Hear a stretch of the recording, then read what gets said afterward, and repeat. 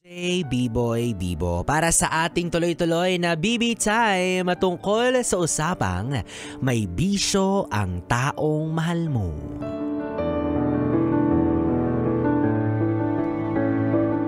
O ikaw ba? Naranasan mo na ba ang magka-jowa na mayroong hindi magandang bisyo? Ay, sana naman wag no. O sana naman hindi mo pa nararanasan at sana wag mong maranasan, 'di ba? Kasi mahirap yan nakakatakot yan 'di ba? Kasi hodang sabihin mo na, magbabago naman yan siya. Hayaan mo na, hobby niya lang yan. Wow. Parang ganun-ganun lang, parang basketball lang 'Di ba? Kasi imagine, addict ka sa pagmamahal sa kanya. Samantalang siya, addict sa droga. 'Di ba? Parang nakakatakot. Parang nakakabahala. Pareho kayong nasa isang sitwasyon kung saan hindi kayo makawala. Kumbaga, ikaw hindi ka makatakas or makaalis sa relasyon na meron ka sa kanya at yung taong yan hindi makalaya sa impluwensya ng droga. Kumbaga, pareho kayong kinulong ng sitwasyon. At yung punot dulo ng lahat ng ito ay yung pinagbabawal na gamot, 'di ba? Kahit sabihin mong mabait siyang tao, mabuti siya, wala siyang ginagawang ibang masama sa kapwa, mahal na mahal ka, kahit na. Yung palang idea na gumagamit siya ng something illegal, yun palang enough ng rason yun para iwanan mo siya, para makipaghiwalay ka. Kasi for me and for many, for sure, parang hindi normal kung makikipagrelasyon ka sa isang taong may bisyo sa illegal na droga, di ba? Buti sana kung bisyo lang sa, alam mo yung kabilang istasyon, di ba? Di ba? Okay pa Pero yung bisyo sa illegal na droga, talaga ba? Mahirap yan. Kaya alam mo ikaw, naiintindihan kita na andyan ka na nalagay ka na sa isang sitwasyon na napamahal ka na rin. Hindi na basta-basta para sa'yo yung makipaghiwalay sa kanya. Kasi nga, mahal na mahal mo na. Kasi oo nga naman, di ba? Naiintindihan ko naman at some point na hindi naman pinagbabawal ang magmahal ng taong addict, di ba? Wala naman tayong batas na ganon. Siguro, di ko sure. Di ba? Pero wala naman sigurong ganong nagsasabi na, pag addict, bawal yan jowain bawal yan mahalin. Pero kung papairalin mo yung isip mo, yung kokote mo, bago ang puso, madaling-madali lang maintindihan yun. Magkakaroon ka ng pagkakataon na maunawaan na nilagay mo yung sarili mo sa isang sitwasyon na hindi tama, na hindi ka ligtas. Madaling maunawaan na mali na kinukonsinti mo siya o hindi naman kaya wala kang ginagawa para mabago siya. And at the same time, magkakaroon ka rin ng pagkakataon na umiwas, na kumawala kung titibayan mo lang yung loob mo at kung gugustuhin mo lang at paninindigan mo lang na ayaw mo sa ganyang klase ng tao. At this time siguro mas kailangan mo talagang pairalin yung utak mo kaysa yung puso mo, 'di ba? Kasi mahirap na Hindi lang puso mo ang nakasalalay dyan. Hello, utak nasa ulo, nasa taas, unang ginagamit dapat yan. Tsaka na muna yung puso. Naku, hindi ka ligtas sa ganyan. Kasi alam mo, siguro naman, bago mo siya makilala, diba? Or bago ka tuluyang makipagrelasyon sa kanya, kikilalanin mo muna siya. For sure naman, malalaman mo yan diba? Sa hilat siya pa lang ng panga, gets mo na yan. Nagmagamit yan, di ba? Charot. Grabe naman kayo. Di ba pwedeng masakit lang yung wisdom tooth? Di ba? Pero ikaw, kung alam mo ng addict yung taong pinatulan mo, bakit ginawa mo pa? Yung totoo, sino mas addict sa inyo? Sino mas naka-good item, solid? Di ba? So, ngayon umaasa ka na dahil naging jowa mo na siya, dahil kahit papaano may control ka na sa buhay niya, mababago mo siya in one snap, ng madalian, ng ganun-ganun na lang. Bakit? Eksperto ka ba? Sa tingin mo ba pagmamahal mo yung sagot para mabago mo siya? Sa tingin mo ba sapat yung pagbabanta mo na iiwan na kita? Pag hindi ka nagbago, makikipaghiwalay ako sa'yo. Makipaghiwalay ka na lang, huwag ka na magkondisyon-kondisyon, utang na loob. Kung ayaw mo sa kanya, iwan mo siya. Or hindi naman kaya kung mahal na mahal mo talaga, tulungan mong magbago. May mga paraan, may mga ways. May mga nakakasurvive po sa ganyang sitwasyon. Diba? Kasi sinasabi ko sa'yo, pag yan naglaway, pag yan nag-crave, naku, sinasabi ko sa'yo, mas daig pa yung paglilihi mo, be. Mas okay pa maglihi yan. Yung talagang panganyan, charot lang. Diba? So, isipin mo, mas matik pipiliin niyang sumingot ng bato kaysa singutin niyang asim mo. Ganon kalala yun. Handa kang ipagpalit niyan para sa masama niyang bisyo. Kasi yung pa nga lang di ba, na nakikita niya, aware siya, na alam mong nagbibisyo siya, wala na siyang pakialam sa'yo. What more sa nararamdaman mo? Kaya please lang, choose to walk away. You have a choice.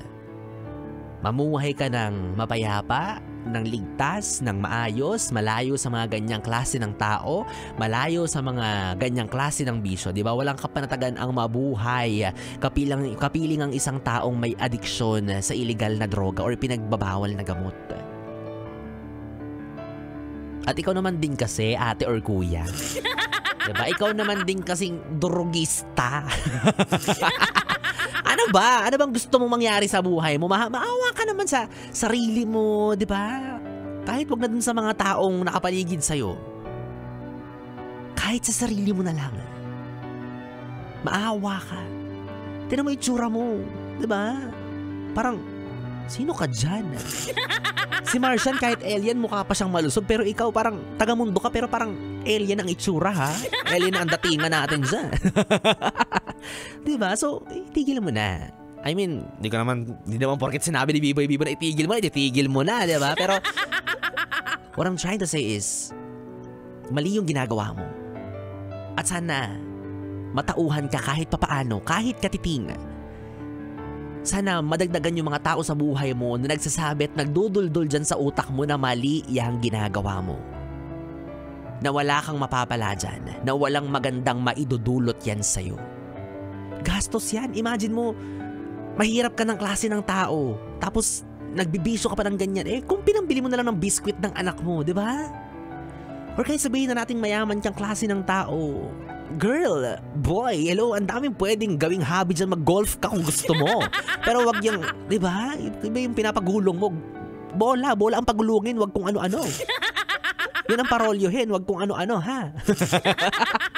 Diba? Kasi ano ba? Happy ka dyan? Okay ka lang dyan? Hindi ka naman si Darna, pero parang lagi ka naghahanap ng bato. So, seryosong usapan.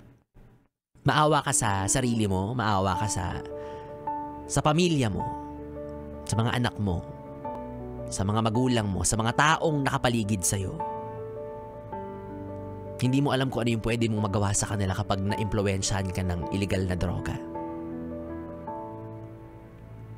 Maraming ibang paraan para sumaya.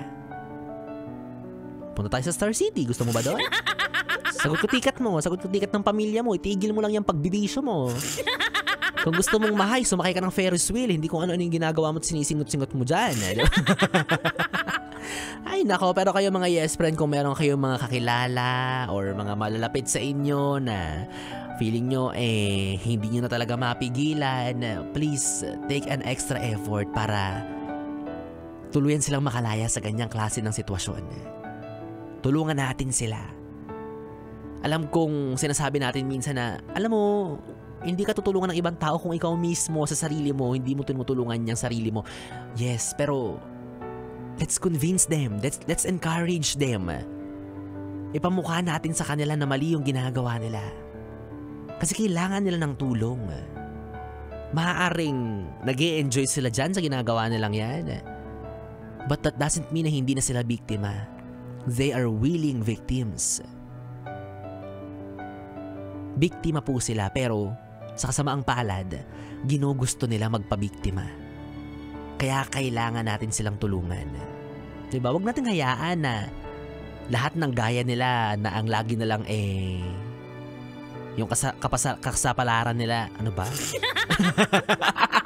Yung kapalaran ng mga taong ganito, wag nating hayaan na bagsak laging kulungan, or worst, kamatayan, diba? Hanggat maaga pa, hanggat kaya pa, may better option po. And the best way is, ito, may tinatawag tayong rehabilitation, diba? Lumapit tayo sa authority, magpatulong tayo. Kahit papano, di ba, kung hindi natin kaya sa sarili natin, kung nawawala yung disiplina, iba talaga yung ngiwi ng panga mo pag hindi ka di ba? Lumapit ka sa rehabilitation centers. For sure, magiging mahirap yun for you or for them. Pero magiging mahirap na lang din. Mahihirapan na lang din sila. Di doon yung nadalahin sa kung saan sila gagaling. Di ba? At para naman sa mga yes pre natin na nakakurious dyan, diba? Ano bang feeling? Hoy! Diba? Yung mga pilit hinihikayat para lang makarelate sa mga kaibigan, tigil-tigilan nyo yan. Oy! Oo, dyan nagsisimula. Diba sabi nga sa kanta, nagsimula sa patikim-tikim. Diba? Utang na loob, wag. Wag nyong subukan. Wala kayong mapapala dyan. Ang illegal na droga ay parang kantang tukso ni Eva Huenyo.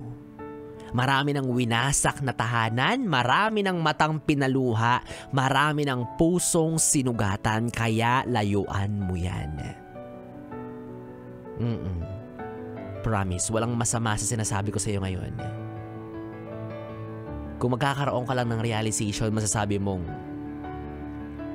oo nga, mas maganda ang buhay kung gagamitin ko sa mas maayos. Sa akin ka na lang ma-addict. Oo. Kahit simut-simutin mo ko, wala kang mapapalang masamang epekto sa'yo to. Oo. Healthy ako para sa'yo. Kahit ubusin mo yung asim ko, go. Ay, nakawala anyways mga yes friend, 3 oras na BB time ang ating pinagsamahan. Nakapili nyo po ang BB nyo sa radyo. Ako po si DJ B-Boy, DJ B-Boy Bibo, ang DJ na mabilis bumayo ang dila sa mikropono. Magkasama't magkarinigan po tayong muli bukas sa parehong oras. Dito pa rin at dito ka lang sa istasyong No Problem, ang 101.1 Yes FM Solid. Good night, BB.